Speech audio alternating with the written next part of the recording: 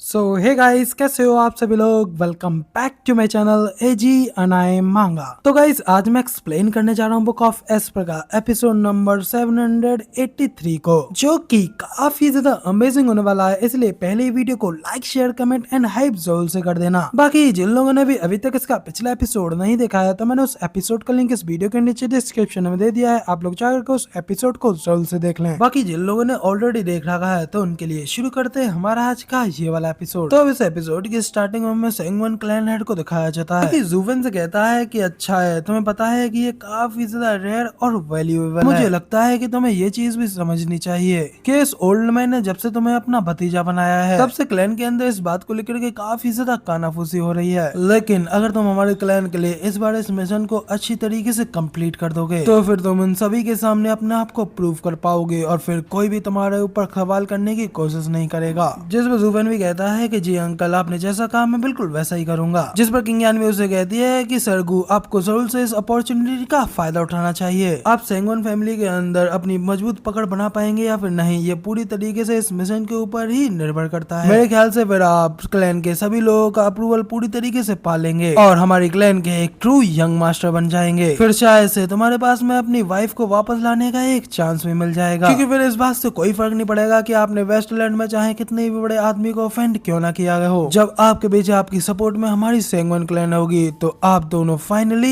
एक साथ हो पाओगे। तो किंग यान की ये बात सुनकर जूवन भी हैरान तो अपने मन में कहता है कि ओ, तो अब मुझे समझ में आया कि आखिर ये मेरी और मेरे बच्चे की इतनी ज्यादा परवाह क्यों करती है। मुझे लग रहा था कि मेरा चार्म ही इतना ज्यादा इम्प्रेसिव है, जिस वजह से ये लड़की मेरे प्यार में गिर गई है। लेकिन किसे पता था कि ये यहाँ पर मुझे और मेरी वाइफ को एक साथ फिर से मिलाना चाहती है। वाकई में ये लड़की तो काफी ज्यादा काइंड निकली, लेकिन दुर्भाग्य से ये मामला इतना भी ज्यादा सरल नहीं है। इधर जूवन ये सब सोच रहा होता है, जबकि क्लैन हेड अपनी बेटी की बात सुन उस जूवन से कहते हैं कि भले ही बाद में तुम हम में से एक हो जाओगे, लेकिन फिर भी तुम इतनी आसानी से किसी के भी ऊपर रैम्पेज पर नहीं निकल सकते। तो किंग यान स्माइल करते अपने फादर कहती है कि हाँ फादर, मुझे पता है, लेकिन चिंता मत करो, हमारे सेंगन क्लैन के लोग भी इतनी आसानी से दबने वाले नहीं है। तुम बस हमारे इस काम को अच्छी तरीके से करो और फिर हम लोग डेफिनेटली तुमसे तुम्हारी वाइफ को मिलवाने में जरूर मदद करेंगे। फिर भले इस चीज में तुम्हारे वेस्टलैंड का डबल ड्रैगन मैनर ही इन्वॉल्व क्यों ना हो, हम लोग फिर भी तुम्हें जस्टिस दिला करके रहेंगे। तो इस बार जूवन को भी वेस्टलैंड के डबल ड्रैगन मैनर के बारे में याद आता है, जिसके बाद फिर वो क्लैन हेड को अंकल कहते हुए इस सब चीज के लिए शुक्रिया करता है। मगर साथ ही जूवन अपने मन में कहता है कि अगर ये सब कुछ इतना ही ज्यादा सिंपल होता तो मैं खुद ही कब का इसको सॉल्व कर लेता। वहीं पे फिर क्लैन हेड किंग यान से कहते हैं कि यान, इसके अलावा हम लोगों ने उस कंपटीशन में यूलिन और यीफेन को भेजने के लिए तय किया है। यूलिन काफी ज्यादा शांत और स्थिर स्वभाव का है, वो अच्छे से इस सब चीज को संभाल लेगा, जबकि इधर यीफेन की कल्टीवेशन काफी ज्यादा कम है, इसलिए तुम्हें यहाँ पर उसको असिस्ट करते हुए मेक श्योर करना पड़ेगा कि वो उसमें सिलेक्ट हो जाए। समझ गई ना। जिसमें यूलिन भी अपने फादर की इस बात को सुन करके उनकी बात के लिए रेडी हो जाती है और फिर हंसते जूफेन से कहती है कि सरगू, आपसे आपको मेरी सभी बात अच्छे से माननी होगी। जबकि जूफेन ही अच्छी तरीके से समझ गया होता है कि आखिर सेंगवन फिक्शन अपनी डॉटर को उसके साथ में इसलिए भेज रहा है ताकि वो वहाँ पर जूफेन के ऊपर अच्छी तरीके से नजर रख सके। फिर साथ ही जूफेन आगे अपने मन में कहता है कि लगता है कि इन लोगों के ऊपर से मेरे ऊपर लगा सारा सा हटाने के लिए कल मैंने जो प्लान बनाया था वो काफी नहीं रहा। फिर सेंगवन फिक्शन वहाँ से मुड़ते हुए उन दोनों से कहते जाते हैं कि ठीक है, फिर अब तुम दोनों लोग जा करके तैयारी करो। और जूफेन भी उनको ग्रीट करते हुए उनकी इस बात के ऊपर एग्री करते हैं और किंग यान भी वहाँ से मुड़ करके जाने लगते हैं। और जूफेन फिर अपने मन में कहता है कि लेकिन ये तो ह्यूमन नेचर है, क्योंकि ये मैटर उन लोगों के लिए बहुत ही ज्यादा इम्पोर्टेंस रखता है, तो इसलिए वो लोग डेफिनेटली इस चीज के लिए काफी ज्यादा कॉन्शियस तो होंगे ही। वहीं पे इसी के साथ में हम लोगों को अगले दिन का सीन दिखाया जाता है, जहाँ पे कि आसमान में एक पतंग उड़ रही होती है। वहीं पे किंग यान यंग सेंग जी को पतंग उड़ाना सिखाते हुए कह रही होती है, यंग सेंग जी, अगर तुम एक पल के लिए भी अपने हाथ को ढीला रख करके मांझे को छोड़ दोगे तो तुम्हारी काइट उसी पल नीचे गिर जाएगी। समझ गई ना। इस पर यंग सेंग जी उससे कह रहा होता है कि आंटी आप उसे पकड़ रखिए जब तक मैं फ्रूट खा के आता हूँ। इस पर किंग यान यंग सेंग जी की इस बात के लिए एग्री होती है और जूफेन से कहने लगती है कि जूफेन, अब इस तरीके से लेजी तो मत हो, तुम्हें भी यहाँ पर नीचे उतर करके मेरे साथ में अपने बेटे की इस पतंग को पकड़ना चाहिए। तो वहीं पे जूफेन भी मस्त एक पेड़ की डाली पर आराम करते हुए किंग यान से कहता है कि यंग सेंग जी ने इस पतंग को खेलने के लिए तुम्हें पकड़ाया है, इसलिए तुम दोनों ही इसके साथ खेलो और अब इस तरीके से मेरे आराम में दखल डालना बंद करो। तो किंग यान उसे कहते हैं कि हे, पहले मुझे ये बताओ कि आखिर यंग सेंग जी किसका बेटा है और आखिर तुम किस तरीके के फादर हो जैसे कि अपने बेटे की जरा भी परवाह नहीं है। तो जूफेन उसे कहता है कि अगर ऐसी बात है तो तुम खुद ही इसे अपना बेटा मान लो और अपने बेटे की तरह ही ट्रीट करो। तो किंग यान उसे कहते हैं कि बकवास बंद करो, तुम सच में कितने ज्यादा बेशरम हो। वहीं पे वो लोग तो इसी तरीके से हंसते खेलते हुए मस्त मजा ले रहे होते हैं, जबकि वहीं पे एक रूम के अंदर हम लोगों को यूलिन को दिखाया जाता है, जो कि वहाँ पर अंदर बैठे हुए उन लोगों की बातें सुनकर के अपने मन में काफी ज्यादा गुस्से होते हुए कहता है कि वो छोटा कमीना, मैंने उस कमीने से कहा था कि वो उससे दूर रहे, लेकिन जरा देखो वो किस तरीके से कजन के साथ में फ्लर्टिंग कर रहा है। एक बार मुझे यहाँ से बाहर तो निकलने दो, फिर मैं तुम्हें इस बात की एकदम अच्छे से सजा दूंगा। वहीं पे यूलिन का ध्यान इन सब बातों से तो भटक ही जाता है, इसलिए उसके ध्यान बदलने की वजह से उसको सिखा रहे वेनरेबल उसके सिर पे एक जोरदार डंडा मारते हैं और उससे कहते हैं कि पहले अपने दिल को शांत रखो और यहाँ पर फोकस दो, क्योंकि ये गेस्चर इस आर्ट को सीखने की असली कुंजी है। तुम्हारा दिल और फोकस काफी ज्यादा भटक रहा है, उनको शांत करके यहाँ पर इस गेस्चर्स के ऊपर ध्यान दो। डंडा खाने के बाद में यूलिन तो और भी ज्यादा गुस्से में दांत पीसते हुए मन में कहता है कि बाहर में जाओ, मेरी कजन वहाँ पर उन दोनों कमीनों के साथ में बाहर है, जबकि तुम यहाँ पर मुझे शांत रहने के लिए कह रहे हो। वेनरेबल यूलिन के मुंह पर एक और डंडी पेलते हुए उससे कहते हैं कि अपने मन को खाली करो और अपने इस दिल को शांत रखो। तुम्हारा विचार, तुम्हारा ध्यान सिर्फ और सिर्फ इन गेस्चर्स को सीखने पर होना चाहिए। वहीं पे मुंह पे डंडी खाने के बाद में यूलिन तो डर के मारे अपने फेस को कवर करता है और उससे मैं कांपते हुए अपने मन में कहने लगता है कि मुझे पता है कि तुम यहाँ पर मुझे उस मैनर में भेजना चाहते हो, लेकिन आखिर वो कमीना भी मेरे साथ में वहाँ क्यों आ रहा है। और जरा देखो तो सही, मैं अभी तक प्रिंस के मैनर के अंदर घुसा भी नहीं हूँ और ऑलरेडी मुझे यहाँ पर डुअल हेल, आइस और फायर को झेलना पड़ रहा है। मैं अपना पूरा समय यहाँ पर अल्केमी सीखने में बर्बाद कर रहा हूँ, जबकि तुम लोग बाहर इतनी जोरों से हंस खेल रहे हो। यहाँ तक कि मुझे डर है कि कहीं मैं अपनी कजन को अपने हाथों से न खो दूं। हे भगवान, हे धरती माता, आखिर मैंने ऐसा क्या गुनाह किया था जो कि आज मुझे यहाँ पर ये सब कुछ कष्ट सहना पड़ रहा है। मैंने गुइफेंग, तुम बस मेरा इंतजार करो और एक बार हमें उस प्रिंस मैनर के अंदर जाने दो और फिर देखना कि मैं वहाँ पर तुम्हें किस तरीके की मौत देता हूँ। यूलिन गुस्से में ये सब कुछ सोच ही रहा होता है कि तभी वो वेनरेबल भूत की तरह उसके पीछे आ जाता है। वैसे उसका मन शांत न होने की वजह से उसकी कुटाई लगाने लगता है और उसे कहने लगता है कि आखिर तुम अपने दिल को शांत क्यों नहीं रख पा रहे हो। वहीं पे इसी के साथ में यहाँ पर 7 दिन बीत जाते हैं और फिर हमें 7 दिनों बाद का सीन दिखाया जाता है। वहाँ पर यूलिन अपने फादर के रूम का गेट खोलते हुए उससे कहती है, डैड, मैनर ने बाहर एक और अनाउंसमेंट अनाउंस की है। 3 दिनों बाद प्रिंस के मैनर के अंदर एक पिल किंग कन्वेंशन किया जा रहा है और उस समय वहाँ पर हाईली कैपेबल एल्केमिस्ट को देखा जाएगा। सभी अच्छे एल्केमिस्ट को स्काउट करते हुए इंपीरियल पैलेस में ले जाया जाएगा ताकि वो वहाँ पर क्राउन प्रिंस को हील कर सके। ये बात सुन क्लैनेट भी खुश होते हुए कहते हैं कि बहुत अच्छे, जब से यहाँ पर अल्केमी सिलेक्शन की घोषणा की गई है तो यहाँ पर सिक्योरिटी काफी ज्यादा आसान हो गई है। टीम के ऊपर भी काफी ज्यादा ढील जारी है और कई सारे लोग सिटी में उमड़ पड़े हैं। फाइनली अब 3 दिनों बाद वो दिन होगा जब हम लोग अपनी चाल चलेंगे। बहुत अच्छे, मैं चाह करके जल्दी से अब सभी वेनरेबल्स को इस बारे में भी बता देता हूँ। तो किंग से कहने लगता है कि गुइफेंग, आखिर तुम्हारा अपने आप को साबित करने का दिन आ ही गया। इस मौके को बर्बाद मत करना, क्योंकि ऑल्थरो तुम्हारे पास में एक बैकअप भी है। जुबेन भी कहता है कि चिंता मत करो, मैं कुछ भी गलत नहीं होने दूंगा। जुबेन की इस बात पर किंग यान भी उसको बाय करते हुए कहती है कि ठीक है, फिर मैं भी अब रेडी होने के लिए जा रही हूँ। और यंग सेंजी भी स्माइल करते हुए उसे बाय कर रहे होते हैं, जबकि वहीं पे किंग यान के चले जाने के बाद में गुसेंगटोन जुबेन से पूछता है कि डैड, क्या ये एक ट्रैप है? तो जुबेन भी कहता है कि हाँ, डेफिनेटली ये एक जाल है। लेकिन कुछ दिनों पहले सेंट्रल एरिया में मौजूद सेंगोन क्लैन के स्पाइसों ने ये इन्फॉर्मेशन भेजी है कि क्राउन प्रिंस इतने समय वाकई में काफी ज्यादा इंजर्ड है, जो कि किसी भी तरीके से हील नहीं हो पा रहा है। तो अब जब ये सारी चीजें इतनी ज्यादा स्ट्रेंज और अजीब हो रही हैं, जरूर से इस सब काम के पीछे किसी न किसी चालाक डीमन का ही हाथ है। क्राउन प्रिंस का मैटर ये नहीं है कि उसकी जख्मी होने की बात सही है या फिर झूठ है, लेकिन असली बात तो यह है कि आखिर इतनी आसानी से हमें ये सारी इंटेलिजेंस कैसे मिल पा रही है। लेकिन ये समय ही वो चीज है जो कि इस बात को रिवील करता है कि ये